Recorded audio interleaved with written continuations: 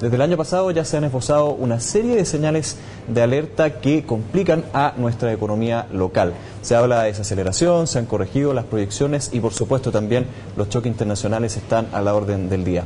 Para saber qué terreno estamos pisando, hablaremos esta vez con el economista de Banchile Inversiones, Nathan Pincheira. Nathan, muchas gracias por venir a nuestros estudios. No, gracias a ustedes. Bueno, para empezar, ¿en qué situación estamos? Como comentaba en la introducción, ya hay algunas señales, hay algunas correcciones de las proyecciones. Me gustaría saber cuál es la situación actual de la economía chilena. La verdad es que hoy día estamos todavía esperando las cifras del cierre del 2011, un año que fue particularmente bueno, probablemente uno de los mejores dentro de los últimos 15 años. Eso se dio en gran medida, por una parte, si bien hay un crecimiento local, hay creación de capacidad, mayor producción, digamos, también se debió en la primera parte que tuvimos una caída fuerte en el 2010 debido al terremoto de base de comparación. Por lo tanto, eso afectó probablemente la primera parte del año. También recordemos que el 2010 deberíamos habernos recuperado de la crisis. No sucedió porque tuvimos terremoto, por lo tanto sumamos esos dos efectos hacia el año 2011. Entonces, en términos agregados, probablemente vamos a crecer algo parecido a 6,2, 6,3%, esperando los datos que ya saldrían en marzo, pero adelantando lo que podríamos tener ahora.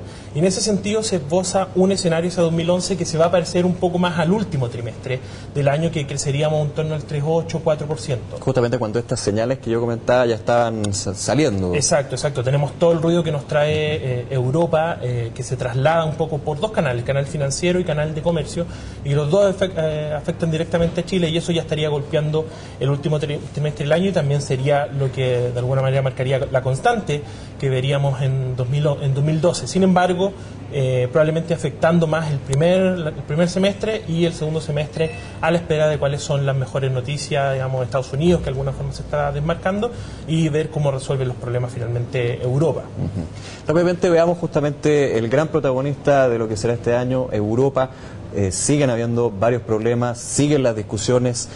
¿Cuál es la visión que ustedes tienen en Banchile Inversiones con respecto a la situación europea y finalmente cómo podría también golpearnos a nosotros? Sí, nuestro escenario base de alguna manera también, que está dentro del consenso, es que Europa va a tener una recesión durante el año, y hemos visto cómo distintas estimaciones de países puntuales lo están adelantando. Sin más, España ya está viendo una recesión de en torno al 1,2% según su Banco Central. Sin embargo, probablemente lo que nos debería dar más temor es un recrudecimiento de las tensiones financieras. Yo creo que ese canal es mucho más directo en el corto plazo para afectar directamente a la economía chilena, porque los otros se demoran un poco más, porque tienen que ver con cosas comerciales, con decisiones que se toman un poco más de largo plazo. Y yo creo que finalmente ese problema, digamos, de crecimiento de Europa, que ya lo tiene hace mucho tiempo, golpearía primero a China, y China nos golpearía a nosotros a través de precios de commodity y directamente en la balanza comercial. Entonces tenemos ese tipo de problemas en Europa, y no hay que descartar que en el corto plazo podríamos tener un recrudecimiento de las tensiones financieras por un tema de financiamiento.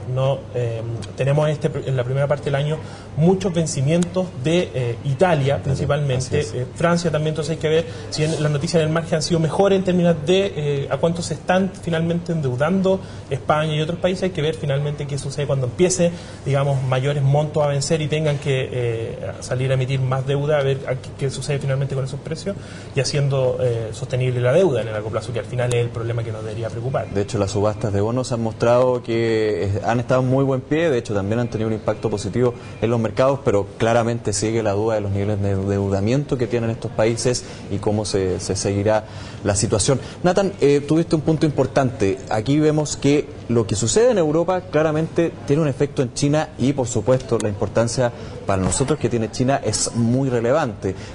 ¿Cuál es la situación de China? Hay algunas también señales de desaceleración, hay un ritmo importante de crecimiento, pero claramente más bajo de lo esperado. ¿Cómo también podría afectar esto al cobre? Muy importante para nosotros. Claro. ¿Cuál es un poco el panorama con el gigante asiático?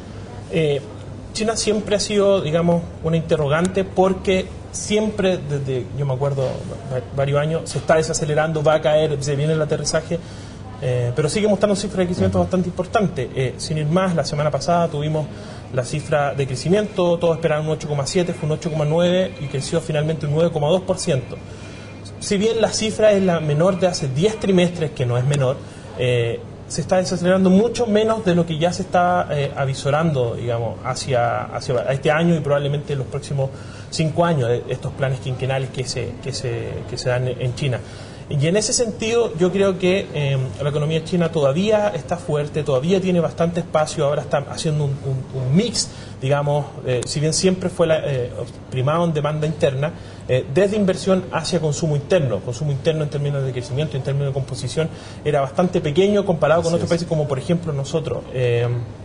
En ese sentido está migrando hacia allá y a pesar de que va creciendo lento, sigue siendo un quantum bastante importante, no solo para nosotros, sino para el mundo. Yo creo que China va a seguir siendo el motor de crecimiento mundial y también, digamos, con lo emergente, y ahora tiene bastante capacidad de generar algún tipo de política contracíclica si es que empeorasen los datos. Tenemos que el año pasado hubo bastante incremento de cuál era la tasa de encaje de los bancos y también con agregados monetarios, que es como se hace política monetaria en China. Probablemente ahora se podría flexibilizar eso, rebajar los encajes bancarios y finalmente hacer que el canal de traspaso al que podíamos tener nosotros sea un poco menor, un poco más acotado, y seguir con montos de exportaciones chilenas hacia China bastante importantes. En términos de demanda, digamos, de commodities, hay que tener cierto ojo porque no solo, digamos, de China viven los commodities, sino también hay harto de especulación. Hay que ver cuáles son las posiciones que se están tomando, en especial ahora que podríamos ver algo más de liquidez en el mercado, probablemente más allá de que China ande bien, podríamos ver en términos de metales y commodities estructurales un poquito de niveles más altos de lo que estamos esperando, que a diferencia de lo que está pasando con otros commodities como son principalmente los alimentos. Así es. Volvamos a Chile. ¿Cuáles son los elementos en este escenario que deberían echar a andar el carro de la economía nacional? Sí, principalmente yo creo que igual al año 2011 la demanda interna. La demanda interna va a seguir creciendo sobre el PIB. Para el 2012 esperamos un crecimiento de 4,2, probablemente con un sesgo hacia que podría ser un poquito menos, y la demanda interna en torno al 5%. Esto sin duda que trae ciertos desafíos en términos de cómo manejas, digamos, la política monetaria, cómo maneja este crecimiento que podría ser un poco mayor de lo esperado, qué pasa con el mercado laboral, pero yo creo que las perspectivas son de todas maneras buenas en un mundo que de empeorar la situación crecería un 3% menos, para Chile mucho menos, porque tenemos bastante posibilidad de generar políticas contracíclicas, tanto fiscal como monetaria. Ya tuvimos ahora recientemente la decisión del Banco Central de rebajar 25 puntos base. Hay que esperar qué es lo que va a seguir haciendo, en especial cuando aún yo creo que no se han disipado todas los problemas, digamos, de precios que tenemos en la economía. En ese sentido estamos esperando, sí, antes esperamos un 2,5, lo subimos ahora a un 2,8 porque creemos que todavía quedan algo de presiones en el mercado local, como por supuesto el siempre riesgo que nos trae el petróleo, que podría empinarse consistentemente sobre los $100 y podría hacernos un año que fuera un poco más inflacionario de lo que estamos esperando. Pero sin duda que yo creo que va a ser un año, en términos de la región, va a ser un buen año, probablemente estemos algo sobre el promedio que crezca la región, pero levemente bajo el crecimiento potencial. Yo creo que un primer semestre con esta racha un poquito más baja, pero un segundo semestre que quizás esté un poco mejor. Por último, Nathan, los resguardos. ¿Qué resguardos? Ya tú comentabas lo que sucedió con el Banco Central, también lo que hizo Hacienda para inyectar liquidez. ¿Los resguardos que se están tomando o se deberían tomar, en tu opinión, dependiendo si, por supuesto, la situación en Europa y en Estados Unidos comienza a presionar con más fuerza la economía? Principalmente, ¿cuáles son las herramientas que se pueden echar mano si la situación se complica? Claro, en ese sentido lo primero que hay que mirar es qué se está tomando ahora y cuáles son las posibles herramientas que podemos tomar hacia más adelante. En el corto plazo siempre es rápido bajar la tasa de política monetaria, sin embargo nunca hay que olvidar que la tasa de política monetaria tiene rezagos al entrar en la economía, probablemente entre diferentes estudios que uno tiene entre 4 y 6 semestres, entonces no es directa, probablemente recién estamos viendo cuáles son los efectos del alza que tuvimos, digamos, durante 2011.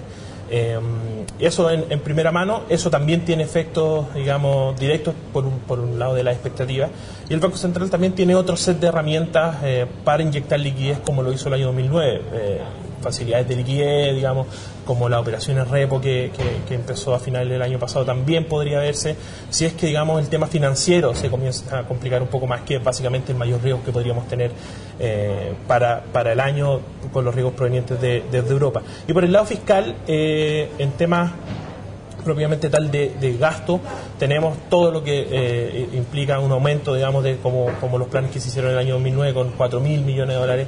Hoy día el fisco tiene, digamos, en reservas internacionales, sumando, haciendo los cálculos en